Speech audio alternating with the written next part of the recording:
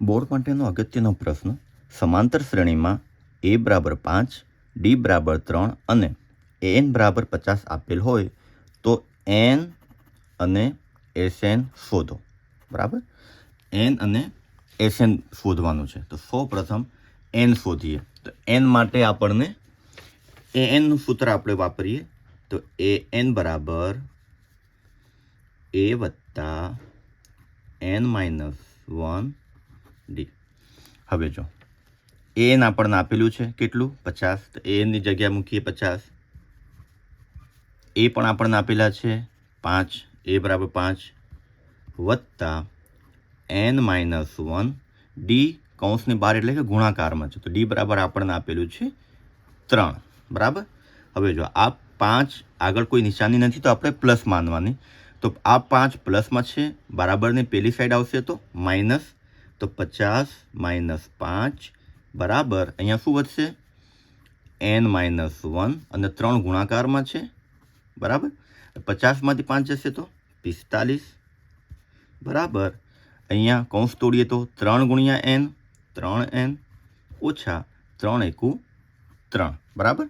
હવે જો આ -3 એ પણ બરાબરની પહેલી સાઈડ આવશે તો પ્લસ થઈ જશે. એટલે 45 વત્તા 3 બરાબર 3n.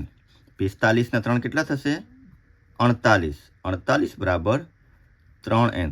હવે જો આ 3n જે છે એ 3 ગુણ્યા n છે. 3 અને n ગુણાકારમાં છે. તો આ 3 ગુણાકારમાં છે, પહેલી સાઈડ આવશે તો ભાગાકારમાં જશે. તો 48 ભાગ્યા 3 બરાબર n. 48 ભાગ્યા 3 કરો તો 16 તરી 48. માટે n બરાબર શું મળશે આપણને? 16. તો ચલો એ કિંમત આપણને મળી ગઈ, n બરાબર 16. હવે આપણે શોધવાનું છે Sn. તો Snનું સૂત્ર વાપરીએ. Sn બરાબર n/2 2a plus n-1 d. બરાબર. હવે અહીંયા જો દરેક કિંમત આપણી પાસે છે. n 16 આપેલું છે, a 5, d 3. તો કિંમત મૂકી દઈએ. nની જગ્યાએ 16. 16 ભાગ્યા 2 2a એટલે કે 2 ગુણ્યા a. એની જગ્યાએ 5 વત્તા n હમણાં જ આપણે શોધ્યું 16 -1 d એટલે 3. માટે હવે જો 16 ભાગ્યા 2 એટલે 2 × 16. તો 8 5 ગુણ્યા 2 10 વત્તા 16 - 1 એટલે કે 15. કૌંસ એટલે ગુણાકાર ગુણ્યા 3. બરાબર. હવે જો 8 અહીંયા કૌંસમાં 10 વત્તા 15 તરી 45. 8 કૌંસમાં 10 અને 45 કેટલા થશે? 55.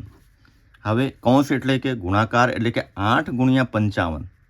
8 ગુણ્યા 55 કરશો તો 8 × 5 = 40 નો શૂન વધી પડી 4. 8 × 5 = 40 ને 4 44. માટે Sn બરાબર 440. દરેક બંને કિંમત તમને મળી ગઈ. n એટલે કે 16, Sn બરાબર 440.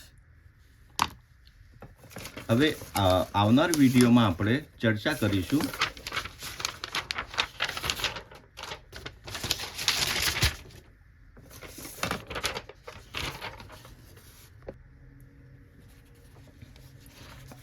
નેક્સ્ટ વિડીયોમાં આપણે ચર્ચા કરીશું આ દાખલા માટે. એ પણ મોસ્ટ આઈએમપી ક્વેશ્ચન છે કે સમાંતર શ્રેણીમાં જો a બરાબર 8, an બરાબર 62 અને Sn બરાબર 210 આપેલ હોય તો n અને d શોધો.